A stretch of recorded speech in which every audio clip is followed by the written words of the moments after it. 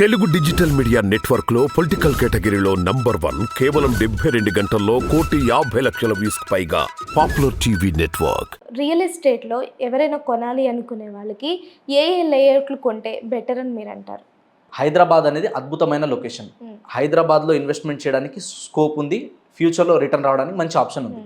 ఇప్పుడు హైదరాబాద్లో ఇన్వెస్ట్మెంట్ చేయలేని వాళ్ళందరూ హైదరాబాద్ లిమిట్ దాటి బయటికి వెళ్తారు ఖచ్చితంగా. సో హైదరాబాద్ లిమిట్ దాటి బయటికి వెళ్ళిన తర్వాత 2 లేఅవుట్స్ మేజర్గా ఉన్నాయి, అలా 2-3 ఉన్నాయి కొన్ని. ఒకటి వచ్చేసిందంటే HMDA, Hyderabad metropolitan development authority అంటారు దీన్ని. అంటే హైదరాబాద్ లిమిట్స్లో వచ్చేదంతా హెచ్ఎండిఏ. ఇది 50 కిలోమీటర్ల వరకు ఉంది ప్రజెంట్. ఫ్యూచర్లో దీన్ని గవర్నమెంట్ వాళ్ళు ఇప్పుడు రీసెంట్గా ఏం చెప్పడం జరిగిందంటే, ఎక్కడైతే రీజనల్ రింగ్ రోడ్ వస్తుందో ఈ రీజనల్ రింగ్ రోడ్ లోపలంత వరకు కూడా ఈ హెచ్ఎండిఏ లిమిట్స్ని పెంచాలని చెప్తున్నారు. సో హెచ్ఎండిఏ అప్రూవ్డ్ అనేది ఉండాలి. హెచ్ఎండిఏ అప్రూవల్తో పాటు రెరా సర్టిఫికేట్ అనేది వెరీ ఇంపార్టెంట్. రెరా అప్రూవ్డ్ ఇంకోటి ఉంటుంది, అంటే గవర్నమెంట్ డిపార్ట్మెంట్ అనమాట. ఇప్పుడు ఎట్లయితే బ్యాంకులన్నిటికీ ఆర్బీఐ హెడ్ ఉందో, ఇన్సూరెన్స్ కంపెనీలకి ఐఆర్డిఐ ఎట్లా ఉందో, అట్లనే రియల్ ఎస్టేట్ రంగానికి ఒక సిస్టమేటిక్ వేలో తీసుకెళ్ళడానికి వచ్చిన చట్టం ఏమైనా ఉంది అంటే అది రెరా. ఇది 2016లో స్టార్ట్ అయింది, బట్ 17 నుంచి ఇంప్లిమెంట్ అవ్వడం స్టార్ట్ అయింది. ఈ రెరా చట్టం ఏంటంటే, ఒక అప్రూవల్ ఉన్న లేఅవుట్లలో మనం కొనుక్కుంటే లీగల్గా ఫర్దర్గా మనకి ఎలాంటి ఇష్యూస్ ఉండవు, ఎలాంటి ఇబ్బందులు రావు. అన్ని క్లియరెన్స్ వాళ్ళు చూసుకున్న తర్వాతనే, వాళ్ళు డాక్యుమెంట్స్ అన్ని చెక్ చేసుకున్న తర్వాతనే వాళ్ళు ఫైనల్గా అప్రూవల్స్ ఇస్తారు. సో ఎల్పీ నెంబర్ అనేది ఉంటుంది ఖచ్చితంగా. హెచ్ఎండిఏ లిమిట్స్లో కొంటే హెచ్ఎండిఏ, ఇది హైదరాబాద్ నుంచి ఒక లిమిటెడ్ ఏరియా వరకు మాత్రమే ఉంది. ఇప్పుడు 50, ఇంకొంచెం పెరిగితే 70-80 కిలోమీటర్స్ అవ్వచ్చు. ఇది దాటి ముందుకెళ్ళిన తర్వాత నెక్స్ట్ వచ్చేది ఏమొస్తుంది అంటే డిటిసిపి అని వస్తుంది, directorate of town and country planning అంటారు దీన్ని. సో ఇక్కడ ఏంటంటే సేమ్ ఎట్లయితే హెచ్ఎండిఏ లిమిట్స్ అయిపోయిన తర్వాత వచ్చేదంతా కూడా డిటిసిపిలో వస్తుంది. సో దీనికి కూడా ఎల్పీ నెంబర్ అనేది కంపల్సరీ ఉంటుంది. సో రెండిట్లో తేడా ఏముంటుంది అంటే, ఇది లిమిట్స్ హెచ్ఎండిఏ లిమిట్లో ఉంది కాబట్టి హెచ్ఎండిఏ, ఇది లిమిట్ దాటిన తర్వాత ఉంది కాబట్టి డిటిసిపి, అంతే. కానీ డెవలప్మెంట్స్ పరంగా చూసుకుంటే ఇప్పుడు హెచ్ఎండిఏలో ఏవైతే డెవలప్మెంట్స్ ఉన్నాయో ఇప్పుడు డిటిసిపిలో కూడా సేమ్ ఉన్నాయి. అన్ని రోడ్స్ బీటీ రోడ్ వేయాలి, కంపల్సరీ ఎలక్ట్రిసిటీ లైన్స్ వేయాలి, తర్వాత రోడ్స్ వేయాలి, తర్వాత వచ్చేసి మనకి ఏమున్నాయి పార్కులు, avenue plantation, overall compound wall కట్టాలి, ఆర్చ్ కట్టాలి. సో దాంట్లో మినిమం మనకు water harvesting system, water connecting, ఇవన్నీ కూడా కంపల్సరీ ఇవ్వాలి.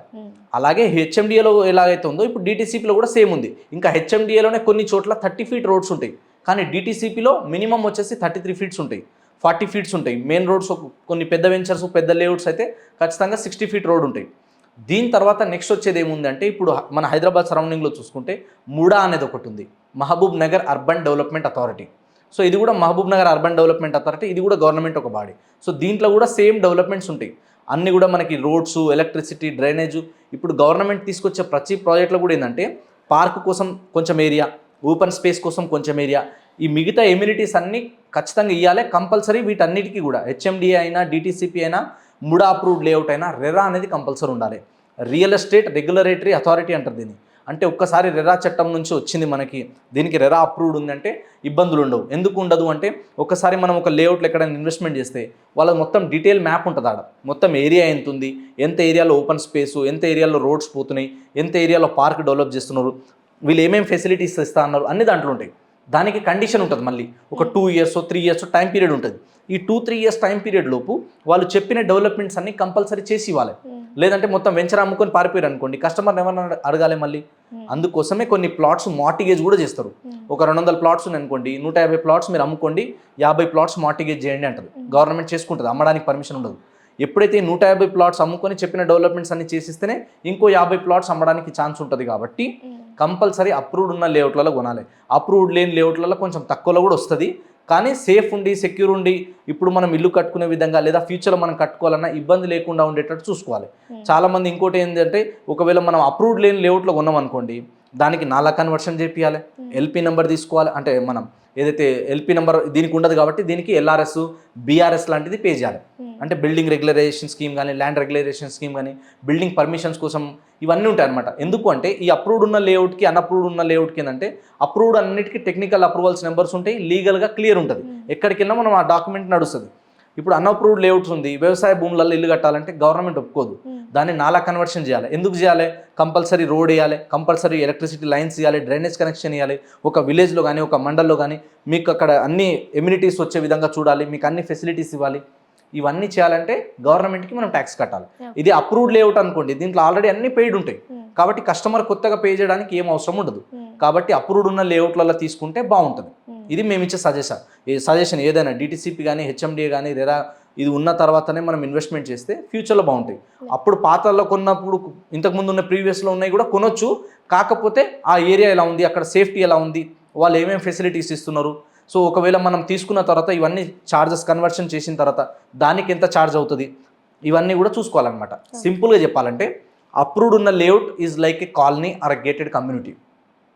అప్రూవ్డ్ లేనివి జీపీ లేఅవుట్లు కొన్ని ఉంటాయి, వాటిలో ఏంటంటే కొంచెం బస్తీ టైప్ ఉంటుంది అది. కాబట్టి దాన్ని బేస్ చేసుకొని మనం కొనాలి. మనం ఎంత ఇన్వెస్ట్మెంట్ చేయగలుగుతాం అన్నది చూసుకొని దాన్ని బట్టి మనం ప్లాన్ చేసుకోవచ్చు. తక్కువ అంటే ఇప్పుడు మీకు డిటీసీపీలో చూసుకుంటే హైదరాబాద్ సరౌండింగ్లో కొత్త ప్రాజెక్ట్లో 8,000 10,000 నుంచి కూడా స్టార్ట్ అవుతాయి. అక్కడ నుంచి మనం పెట్టే ఇన్వెస్ట్మెంట్ 20-30,000 వరకు కూడా మనకు ప్లాట్స్ దొరుకుతాయి. కాబట్టి మీరు పెట్టుబడి పెట్టేటప్పుడు మీ బడ్జెట్ ఎంత ఉంది చూసుకొని, మీరు ఎంత టైం వెయిట్ చేస్తారో చూసుకొని, మీరు సిటీ సరౌండింగ్లో మంచి ప్రైమ్ లొకేషన్స్ ఉన్నాయి, చాలా ఉన్నాయి. బెంగళూరు హైవే కావచ్చు, ముంబై హైవే, ఇందాక చెప్పినట్టు చాలా హైవేస్ ఉన్నాయి. ఆ హైవేలలో మీరు ఇన్వెస్ట్మెంట్ చేయగలిగితే ఒక 5 to 10 years వెయిట్ చేయగలిగితే మంచి రిటర్న్స్ అనేది ఖచ్చితంగా వస్తాయి. వాళ్ళకి ఇంకా రియల్ ఎస్టేట్ గురించి ఎలాంటి డౌట్స్ ఉన్నా, ఎవరైనా ఏజెంట్స్ కానీ తర్వాత కస్టమర్ ఇన్వెస్టర్స్ ఎవరున్నా సరే మాలాంటి వాళ్ళని మమ్మల్ని కన్సల్ట్ అవుతే మేము ఖచ్చితంగా వాళ్ళకి మంచి సజెషన్ ఇస్తాం, దగ్గరుండి చూపిస్తాం.